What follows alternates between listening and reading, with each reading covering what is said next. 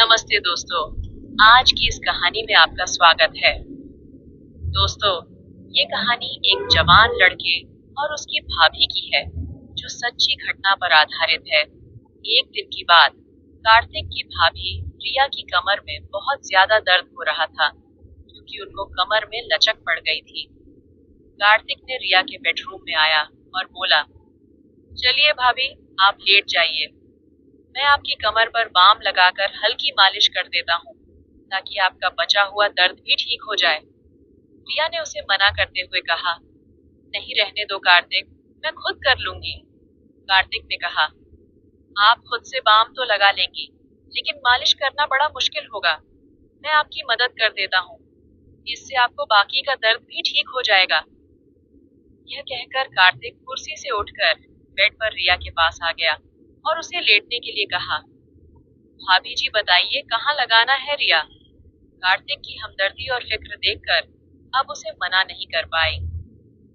हकीकत में दर्द का बहाना बनाकर कार्तिक को परेशान करना चाहती थी। वह शर्माते हुए पेट के बल लेट गई और अपनी कमीज को कमर से थोड़ा ऊपर कर लिया और कहा, यहाँ पर लगाओ। कार्तिक ने थोड़ा सा बाम अपनी उंगलियों पर लिया और धीरे धीरे रिया की कमर पर मलने लगा। जैसे ही उसके हाथ रिया की पीठ पर पड़े, उसे एक सुकून का एहसास हुआ। कार्तिक ने धीरे धीरे मालिश करना शुरू कर दी और उसके हाथों का स्पर्श रिया को बहुत आरामदायक लगा। जब जब कार्तिक के हाथों की उंगलियां उसकी कमर बंद के पास आईं, रिया का दिल जोर से धड़कने लगा, लेकिन उसने खुद को संयम में रखा और कार्तिक की मदद का आभार माना। कार्तिक ने पूछा, भाभी, ज्यादा दर्द कहाँ हो रहा है? रिया उस समय थोड़ी असमंजस में थी। अनजाने में जवाब दे बैठी, थोड़ा सा नीचे है। कार्तिक ने फिर से थोड़ा और नीचे बाम लगाने की कोशिश की। भले ही वह मालिश सिर्फ औपचारिकता थी, लेकिन रिया को कार्तिक के हाथों का स्पर्श बेहद सुकून दे रहा था। भाभी जी, अगर आप सलवार को थोड़ा नी कर दे तो बाम अच्छे से लग सकेगा, कार्तिक ने कहा। इस पर रिया थोड़ी हिचकिचाना, फिर भी उसने अपनी सलवार को थोड़ा सा नीचे सरका दिया। नाड़े के बंद होने के कारण सलवार पूरी तरह से नीचे नहीं हो सकी, लेकिन कुछ हद तक सरक गई। कार्तिक ने फिर कहा, भाभी जी, आपकी त्वचा कितनी साफ है, बहुत ही गोरी है। कार्तिक की इस बात पर रिया के गाल शर्म से लाल हो गए, लेकिन वह उल्टी लेटी हुई थी, इसीलिए कार्तिक इसे देख नहीं सका। उसे यकीन था कि कार्तिक उसकी देखभाल में जुटा हुआ था और उसकी बातों में कहीं न कहीं इज्जत भी झलक रही थी। कार्तिक ने थोड़ी देर और मालिश की और जब रिया ने कहा कि अब ठीक है, तो वह चुपचाप उठकर ऊपर चला गया। रिया को आज एक अलग ही सुकून महसूस हो रहा था। सालों बाद किसी ने उसे इस तरह से ध्यान दिया था, जिसमें हमदर्दी और एक स्नेह छुपा था। कार्तिक के बारे में सोचते हुए कब नींद में खो गई, उसे पता ही नहीं चला। अगली सुबह जब जागी तो उसने खुद को तरोताजा और शांत महसूस किया। नहाने के बाद रिया ने बहुत सलीके से तैयार होकर ब्लैक रंग का सफेद कढ़ाई वाला जोड़ा पहना और ऊंची हील के सफेद सैंडल भी पहने। हल्का सा मेकअप करने के बाद वह किचन में नाश्ता तैयार करने लगी। नाश्ता बनाते समय हर बार वह किचन के दरवाजे पर आकर सीढ़ियों की ओर देख रही थी। कार्तिक के काम पर जाने का समय हो गया था। जैसे ही वह नाश्ता तैयार करके बाहर आई, कार्तिक सीढ़ियों से नीचे उतर रहा था। आज तो बहुत ही बेहतर लग रही है, भाभी जी, लगता है कल की मालिश का असर हुआ, कार्तिक ने मुस्कुराते हुए कहा। उसकी नजरें रिया के लिबास और फिर पेंसिल हिल वाले सैंडल पर थी। रिया ने भी मुस्कुराते हुए जवाब दिया, असर तो हुआ, लेकिन तुझे कैसे पता? कार्तिक थोड़ा शर्माते हुए बोला, भाभी जी, आज आपने हमेशा की तरह हील के सैंडल जो पहने हैं, तो मुझे लगा कि कमर का दर्द अब ठीक है। रिया ने हंसते हुए कहा, बिल्कुल सही पहचाना तूने। अब डाइनिंग टेबल पर बैठ, मैं नाश्ता लेकर आती हूँ। फिर दोनों साथ में नाश्ता करने लगे। इसी बीच कार्तिक ने रिया से पूछा, भाभी जी, आप कभी साड़ी नहीं पहनती क्या? रिया ने जवाब दिया। पहनती हूँ, लेकिन बहुत कम साल में, एक आध बार अगर कोई खास मौका हो तो क्यों? कार्तिक ने कहा। नहीं, बस इसलिए कि मैंने आपको कभी साड़ी में नहीं देखा। मेरा ख्याल है आप पर साड़ी बहुत ही खूब जमेगी। फिर कार्तिक जाते समय बोला, भाभी जी, रात का खाना मैं बाहर से ही ले आऊंगा, आप बनाना मत इस पर। रिया ने मुस्कुराते हुए कहा। ठीक है। तो कार्तिक ने फिर कहा, अगर किसी और चीज की जरूरत हो तो बता दीजिए, मैं आते समय लेता आऊंगा। इस पर रिया ने कहा कि उसे किसी और चीज की जरूरत नहीं है, और फिर कार्तिक के जाने के बाद वह छोटे मोटे कामों में लग गई। इसके बाद वह ऊपर जाकर कार्तिक के कमरे को भी ठीक करने लगी। इसी दौरान रिया को उसके बेड के नीचे कुछ कपड़ा पड़ा हुआ नजर आया, तो उसने नीचे झुककर उसे बाहर निकाला, तो उसकी आंखें हैरानी के मारे फटी की फटी रह गईं। वह एक सफेद रंग का रेशमी अधवस्त्र था, जो शायद किसी लड़की की है। रिया ने उसे ध्यान से देखा और समझ गई कि किसी की व्यक्तिगत चीज हो सकती है, जो गलती से यहाँ रह गई हो। उसने तुरंत ही कपड़े को एक तरफ रख दिया और कमरे की सफाई करने लगी। इसी बीच उसे 3 दिन पहले की घटना याद आई। रोहन और रीना इसी कमरे में एक दूसरे के साथ थे। उसे लगा कि यह कपड़ा शायद रीना का ही होगा। रिया ने कपड़े को उठाकर देखा तो उस पर कुछ सफेद दाग नजर आए। उसे समझते देर नहीं लगी कि वह लोग कैसे हैं। इस दागों को देखकर वह किसी दूसरी दुनिया में खो गई। तभी अचानक बाहर मुख्य दरवाजे पर दस्तक हुई, तो उसने उस कपड़े को वापस बेड के नीचे रखा और बाहर आकर दरवाजे की ओर देखा। उसने देखा कि पड़ोस में रहने वाली कोमल भाभी खड़ी थी। अरे भाभी, मैं अभी आती हूँ, रिया ने कहा, और जल्दी से कार्तिक का कमरा बंद किया और नीचे आकर दरवाजा खोला। कोमल, जो पड़ोस में रहती थी, अपनी उम्र के 35वें दशक में थी और घर में ही ब्यूटी पार्लर चलाती थी। कोमल अक्सर दोपहर में रिया के घर आ जाती थी या उसे अपने घर बुला लेती थी और दोनों इधर उधर की बातें करती थी। उस समय उस दिन भी रिया और कोमल गली मल्ले की ढेरों बातें कर रही थी। कोमल के जाने के बाद रिया ने एक बार फिर से नहाने का मन बना आया। सुबह कार्तिक ने साड़ी का जिक्र किया था, इसलिए नहाकर उसने नीले रंग की प्रिंटेड साड़ी पहन ली और साथ में सिल्वर रंग का पेंसिल हील वाले खूबसूरत सैंडल भी पहने। कार्तिक के आने का समय भी हो चला था और वह शाम के 4 बजे ही आ गया। जब रिया ने दरवाजा खोला तो कार्तिक उसे बड़े गौर से देखने लगा। उसे अपनी ओर इस तरह से ध्यान से देखता हुआ देख रिया मुस्कुराते हुए अदा से बोली, ऐसे क्या देख रहे हो? कार्तिक मुस्कुराते हुए बोला, वाकई भाभी, आज आप इस साड़ी में बहुत ही खूबसूरत लग रही हैं। ये कहकर वह अंदर आ गया और वह साथ में रात का खाना भी लाया था। भाभी, मैं ऊपर जा रहा हूँ, फ्रेश होने के लिए आप एक गिलास शरबत बना देंगी प्लीज?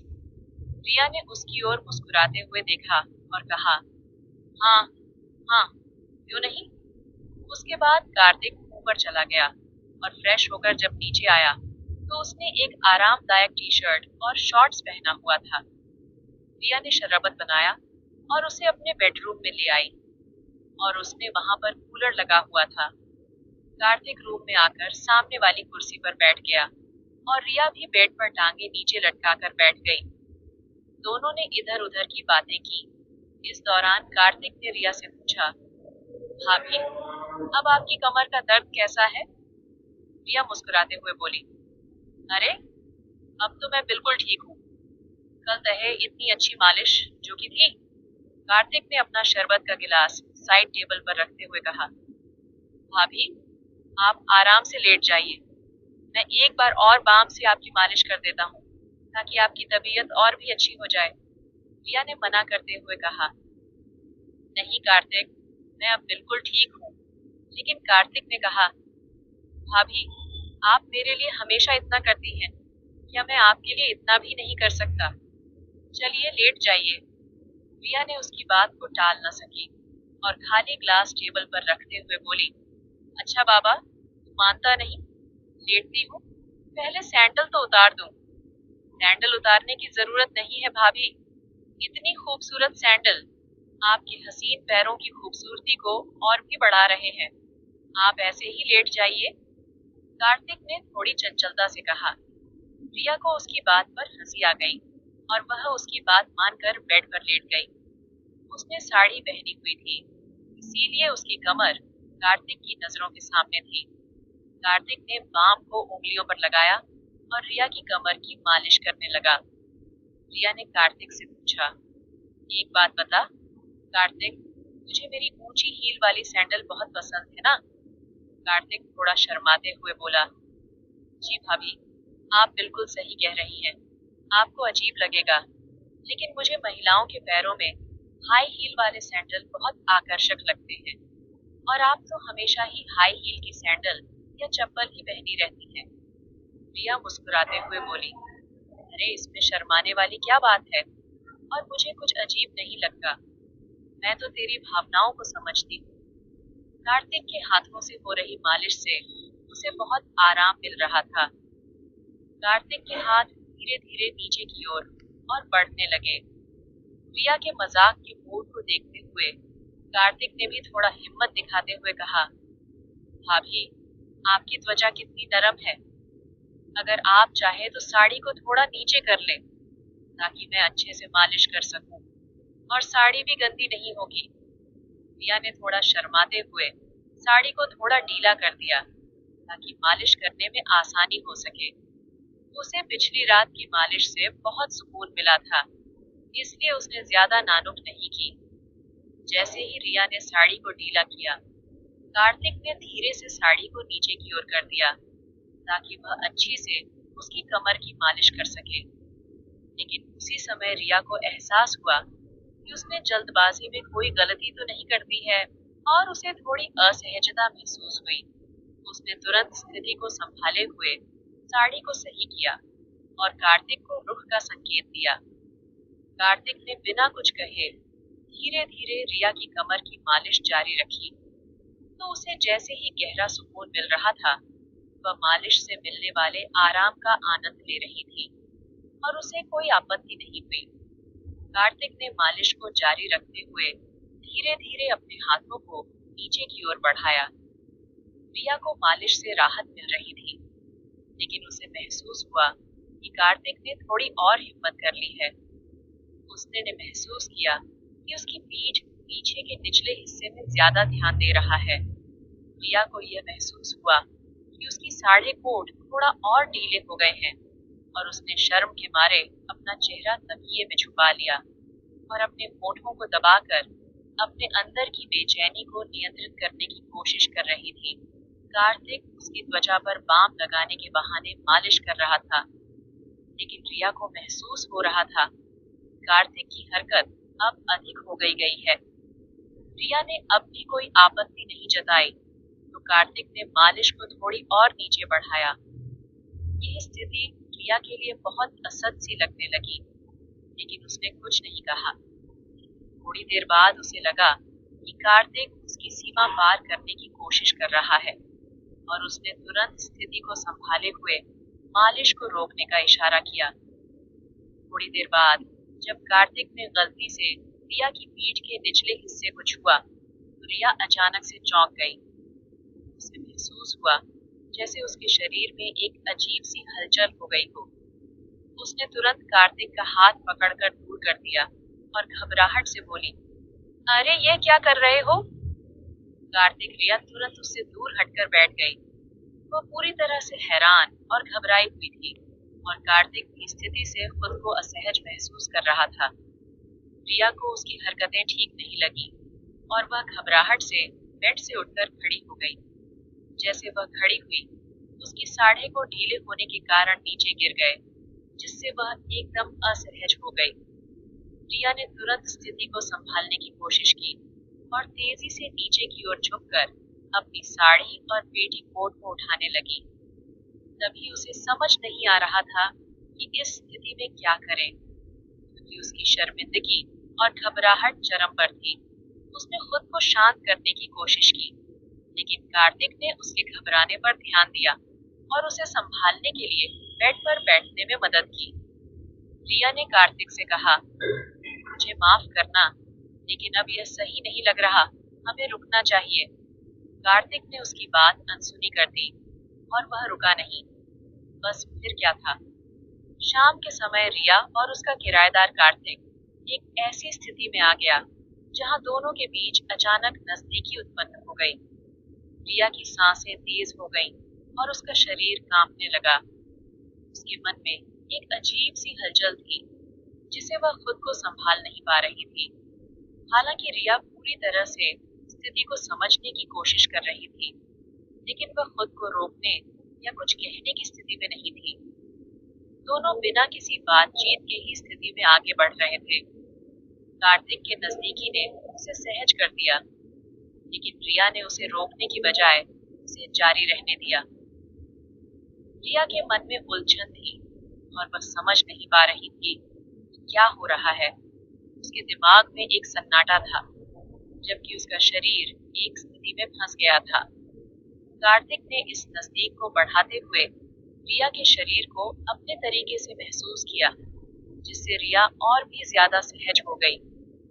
आखिरकार रिया ने महसूस किया कि उसकी स्थिति बहुत आगे बढ़ चुकी है और उसे अब रोकना ठीक नहीं होगा। फिर वह सब कुछ हो जाने के बाद फिर से सन्नाटा पसर गया, जैसे कि किसी तूफान से गुजर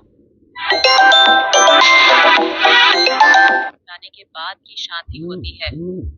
उसने तुरंत कार्तिक के पीछे हटने को कहा। रिया खुद को संभाले हुए